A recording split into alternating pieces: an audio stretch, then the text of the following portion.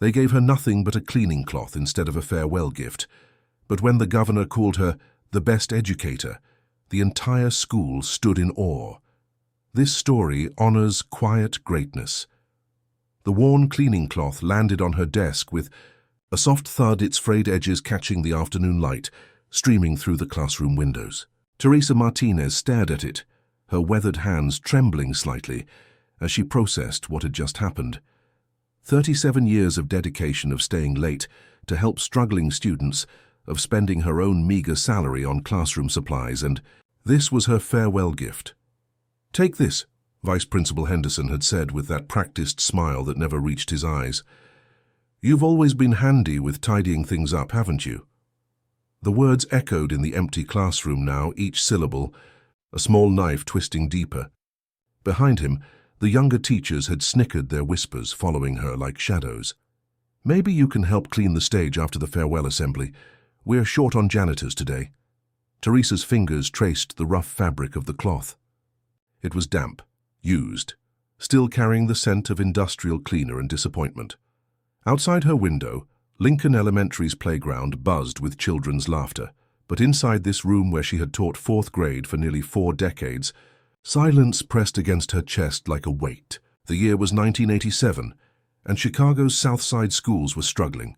Budget cuts had claimed art programs, library hours, and now apparently any semblance of respect for veteran educators. Teresa had watched younger teachers come and go, their bright enthusiasm dimming as they encountered the harsh realities of underfunded education. But she had stayed believing that someone needed to be the constant, the anchor in these children's turbulent lives.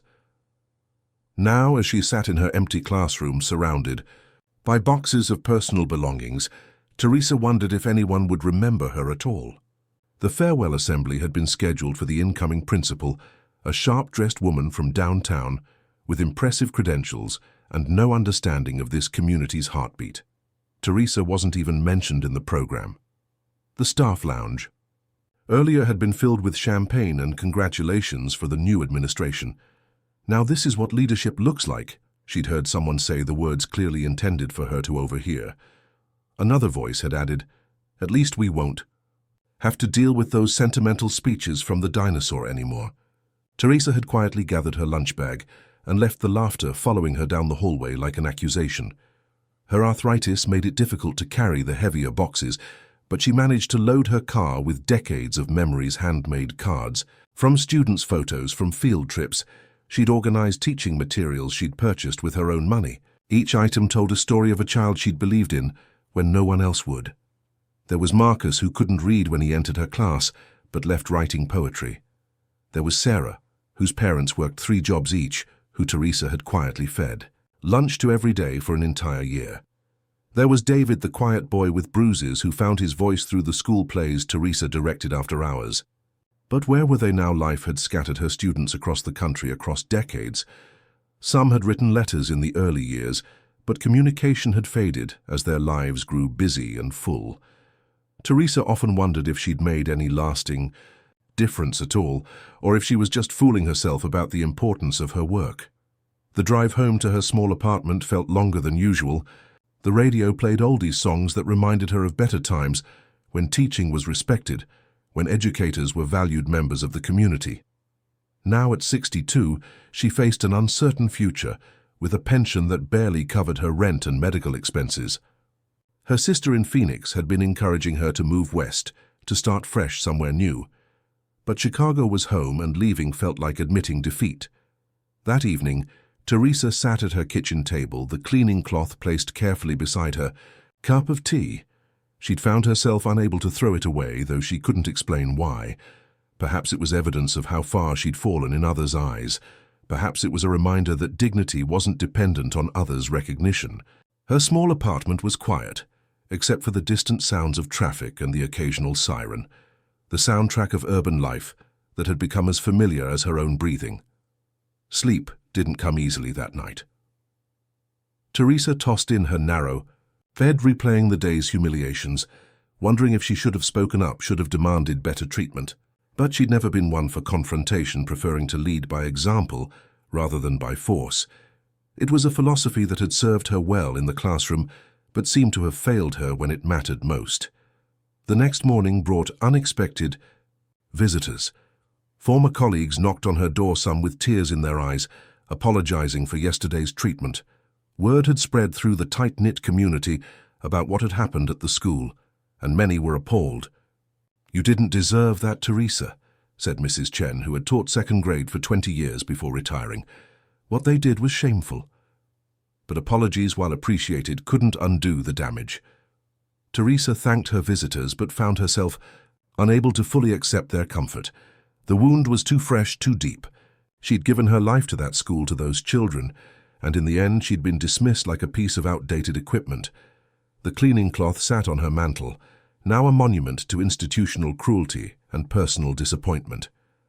Days passed. In a blur of applications for substitute teaching positions and meetings with social services about her limited benefits, Teresa had always been proud of her independence, but now she faced the reality that her years of service hadn't secured her future. The teaching profession, once noble and respected, had become a casualty of budget cuts and political indifference. She was one of thousands of educators nationwide facing similar circumstances, but that knowledge provided little comfort. The phone rang on a Thursday morning, startling Teresa from her thoughts. An unfamiliar voice, professional and urgent, asked her to confirm her identity. "Miss Martinez, this is James Whitman from the governor's office. We need you to come to Springfield immediately. A car will pick you up within the hour." Teresa's first instinct was to assume it was a mistake, but the caller's certainty was unmistakable. Something significant was happening, though she couldn't imagine what it might be. Have you ever experienced a moment when everything you thought you knew about your worth was suddenly called into question by unexpected recognition? The black sedan that arrived at her building was unlike anything Teresa had ever ridden in.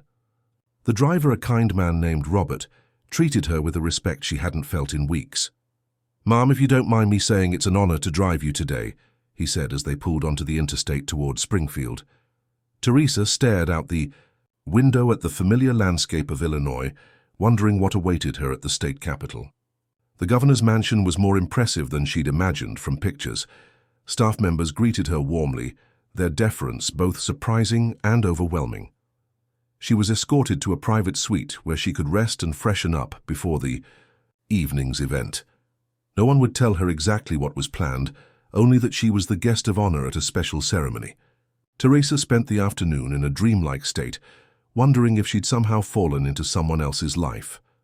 As evening approached, Teresa was led to a grand ballroom filled with hundreds of people. Cameras flashed, and she recognized several faces from television news.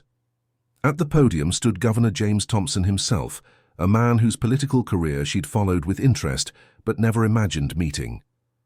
When he spotted her entering the room, his entire demeanor changed. His eyes filled with tears, and he stepped away from his prepared remarks.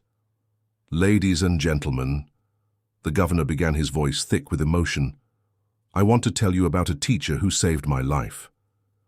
The room fell silent as he continued. "In 1957, I was a scared 10-year-old boy living in poverty on Chicago's South Side. My father had abandoned us. My mother worked nights at a factory, and I came to school hungry, angry, and convinced that I was destined for failure. One teacher saw past all of that. One teacher believed in me when I couldn't believe in myself." Teresa's breath caught as recognition dawned. Jimmy Thompson, the quiet boy with the two small shoes and the defiant glare. The child who'd sat in the back of her classroom, challenging her authority, while secretly desperate for approval.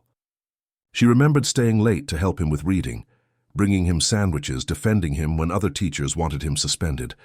She remembered the day he'd finally smiled, the day she'd known she'd reached him. The governor continued his speech, detailing how Teresa's intervention had changed his life's trajectory. He spoke of her patience, her kindness, her unwavering belief in his potential. He described how she'd continued to encourage him through high school, even writing recommendation letters for his college applications. The audience was rapt, many wiping away tears as they listened to this powerful testimony to one teacher's impact. But the evening's surprises weren't over. A large screen descended behind the podium, and video messages began playing from Teresa's former students.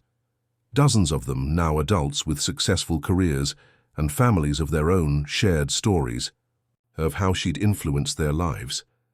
Doctors, nurses, teachers, business owners, artists, all crediting Teresa Martinez with giving them the foundation they needed to succeed.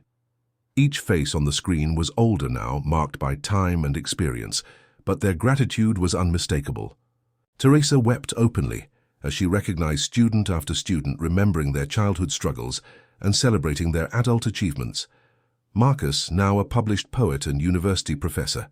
Sarah, who had become a social worker helping other disadvantaged children. David, the quiet boy with bruises, now a successful therapist specializing in trauma recovery. One by one they appeared on screen, their voices joining in a chorus of appreciation that filled the ballroom. The governor called Teresa to the podium, and as she walked across the room, the entire audience rose in a standing ovation that lasted several minutes. When she finally reached the microphone, she was too overwhelmed to speak immediately. The weight of a lifetime service of thousands of small moments that had seemed insignificant at the time suddenly revealed itself as monumentally important. "I never knew," she whispered into the microphone. "I never knew that what I did mattered so much." Her voice grew stronger as she continued. "Every day I just tried to see the potential in each child, to believe in them until they could believe in themselves. I had no idea that those moments would ripple out into the world like this." The governor presented her with the state's highest civilian honor, the Order of Lincoln, recognizing her extraordinary service to education and her community. The drive back to Chicago the next morning was surreal. Teresa clutched the medal in her hands, still struggling to process what had happened. The cleaning cloth that had seemed so insulting just days before now felt like part of a different lifetime. She understood now that her worth had never been determined by institutional recognition or administrative appreciation. Her legacy lived. In the hearts and minds of the children she'd taught, the lives she'd touched, the futures she'd helped shape. Returning to her apartment, Teresa found flowers covering her doorstep and dozens of messages on her answering machine. Word of the ceremony had spread, and former students, colleagues, and community members wanted to share their own memories of her impact. The local newspaper wanted an interview. A television station requested a feature story. The school district that had dismissed her so callously was now eager to create a scholarship in her name. But perhaps the most meaningful moment came when she opened her mail to find a letter from the current principal of Lincoln Elementary. The woman who had been hired to replace the old administration had learned about Teresa's treatment and was horrified. She invited Teresa back to the school not as a retiree being shuffled out, but as an honored alumna whose contributions would be permanently recognized. A classroom would be named in her honor, and she would be invited to speak at every graduation ceremony for as long as she was able. Teresa placed the cleaning cloth in a small wooden box along with her medal and the hundreds of letters she'd received since the ceremony. She wrote a note to accompany it. "This is what they saw you as. But heaven saw a crown." The cloth no longer represented humiliation. It had become a symbol of transformation, of dignity, reclaimed, of worth recognized, despite institutional blindness. In the weeks that followed, Teresa's story spread beyond Illinois. She received invitations to speak at education conferences, requests for interviews from national publications, and offers to write a book about her experiences. The teacher, who had been invisible just months before, was now a celebrated advocate for educator recognition and student potential. Her message was simple but powerful. Every child deserves to be believed in, and every teacher who believes in children is performing sacred work. Teresa decided to stay in Chicago to continue her work in education as a mentor and advocate. She established a foundation to provide supplies and support for teachers in underserved schools, ensuring that other educators wouldn't face the resource challenges she'd experienced. Her small apartment became a gathering place for young teachers seeking guidance and veteran educators sharing wisdom. The woman who had felt so alone now found herself at the center of a community dedicated to educational excellence and mutual support. The story of the cleaning cloth and the crown spread throughout the education community, becoming a symbol of hope for teachers everywhere who who felt undervalued and overlooked. Teresa Martinez had become more than just a retired teacher. She was a reminder that true worth isn't measured by institutional recognition, but by the lives we touch and the love we share. Her legacy would endure not in administrative files or personnel records, but in the hearts of the thousands of children who had learned from her that they mattered, that they had potential, that someone believed in them. Years later, when Teresa finally did retire from public life, she kept the cleaning cloth and the medal together in their wooden box. Both represented important truths about her journey, that others' perceptions don't define our worth, and that love and dedication, even when unrecognized, have the power to change the world one child at a time.